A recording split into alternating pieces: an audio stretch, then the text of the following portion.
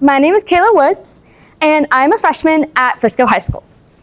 If you're also a freshman, you probably don't know me.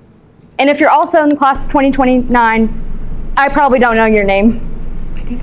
And before you ask, no, I didn't move high schools, I didn't move schools, I didn't move countries, I didn't move anywhere that you think I did. I was taking care of what I'm talking about today. Let's go back a little to my 7th grade year. And I was just starting to fit in. I mean, I had found my people, I found my passions, and I was beginning to find myself. But who I found, I was never really comfortable with. I hated how I dressed, and I hated how frizzy my hair was. I wore cloth biker shorts everywhere, and my outfits never matched, on purpose. So, like a lot of preteens, I tried to fix it. I got new skincare and new clothes, which have now taken over my entire closet and my entire vanity. But my parents, like myself and my friends, saw nothing wrong with this. I mean, a 12-year-old, new to middle school, trying to find her identity, there's nothing weird about that. I mean, raise your hand if you have some embarrassing preteen photos. That's pretty much all of us. And like a lot of 7th grade girls, my criticism eventually moved towards my body. I began to find hundreds of things I didn't like. My smile was too wide, and my teeth were weird, and my thighs were too big. So, like a lot of preteen girls, I tried to fix it. It started by skipping a snack, just to lose a few pounds. And then it was lunch. And then it was dinner. Then it was about everything. I was diagnosed with anorexia on March 2024. Now, let's take a pause, because that was a lot. Everyone breathe in with me. Breathe out. Much better. Now, let me say what we're all probably thinking. Yes, I had a choice. I didn't have to stop eating. I didn't have to stop exercising until I passed out. But anorexia doesn't let you think like that. Anorexia instills in you it's the only way you'll ever be loved, ever be worthy, ever be enough. So you stay. It's kind of like an addiction, but not in the way substances are addictive. You don't love the way it makes you feel. More in the way, I can't stop or this will happen. I can't stop or my brain will never quiet. I can't stop or I'll never be this way. I can't stop or my friends will leave me. So you're scared, so you stay. It's kind of like a toxic relationship. You're constantly being bombarded by disgusting realizations and horrible accusations, but you're scared to leave. So you stay. Let's fast forward a little bit to my 8th grade year. I was beginning to find myself again.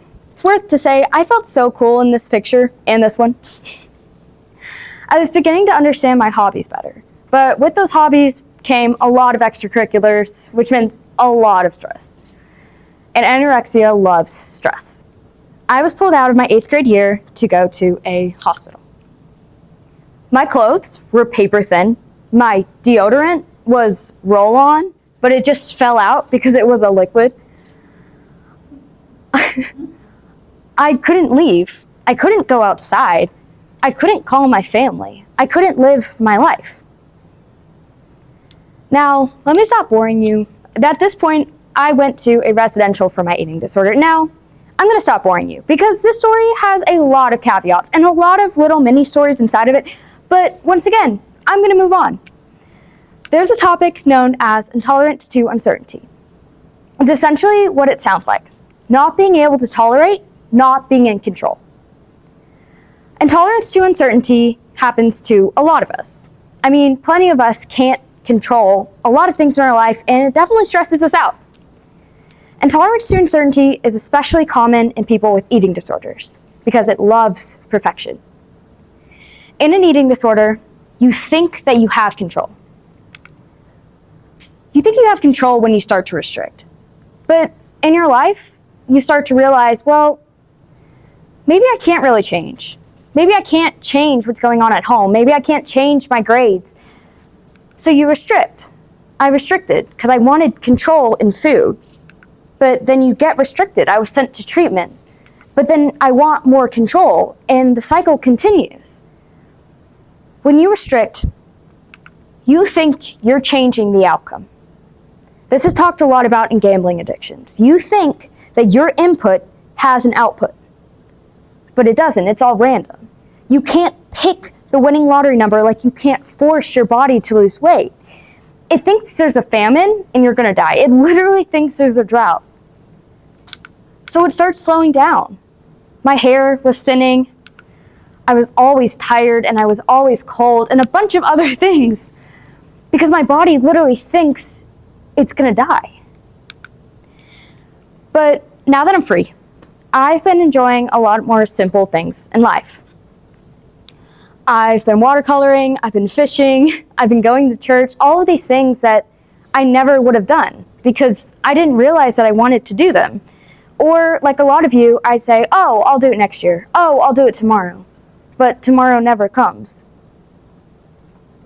This goes back, let me ask you guys a question. When was the last time you stood outside and just enjoyed the sun on your face? When was the last time you just breathed in the cold air and felt it lift your lungs and you just stayed there like that? It's a really hard question, and I'm sure a lot of you can't answer it. And I used to not know the answer too. And then I got sent to treatment. And you'll see this common theme that treatment really changed how I view things. I could go a week without being outside, without seeing the sun, without breathing in fresh air. And I hated it. But ever since I've been out of treatment, I've always been outside whenever I can be. I mean, I love the perfect clear blue sky, and when there's clouds outside and the sun shines through, it's just gorgeous. And before treatment, I would always be like, oh, well, the sun's gonna be there tomorrow. I'm sure plenty of us have used that excuse. It's gonna be there tomorrow, but you don't know that. You don't know what the weather's gonna look like tomorrow. You don't know if you'll see the sun tomorrow. But you have control over if you go outside today. When was the last time you did your sport because it made you happy? Not the joy of winning, not because it made your coach happy. When did you enjoy doing your sport? When did you last have passion? I did theater in middle school, and it's definitely a little different, I know, but it has the same premise. I loved it for a while. And then 8th grade year happened. And I missed a lot of things. I missed cheer. Ooh. I missed my family. I missed my friends. I missed school, but I never missed theater. I didn't miss the rehearsals. I didn't miss blocking scenes. I didn't miss learning plays. What I did miss was the feeling when everyone was clapping for me, when everyone thought that I was doing great. I didn't miss theater. I missed that people thought I was good at it. And I was thinking at the time, I'm too far in deep, I can't stop. I was International Thespian Society president. I mean, I was in productions. I was literally getting a grade for my acting. But you can't stop because it's not like someone's forcing you to. It's not like someone's forcing you to do your sport. Obviously, this year, if any of y'all are in athletics, you definitely understand that you're getting a grade. But next year, you don't have to return. You don't have to do it over the summer. You have control over that. When was the last time you told your loved ones that you love them? Not a I love you out the door, not a I miss you text, an honest, true, I love you and I'm proud of you. I know it can be corny. I know it can be embarrassing. I understand all those things. But you don't know what the future holds. And I know everyone says that, but my life flipped upside down in 2 days. I didn't believe it either. I didn't. And then 2 days later, I was in treatment for the next 9 months. You don't know what's gonna happen tomorrow.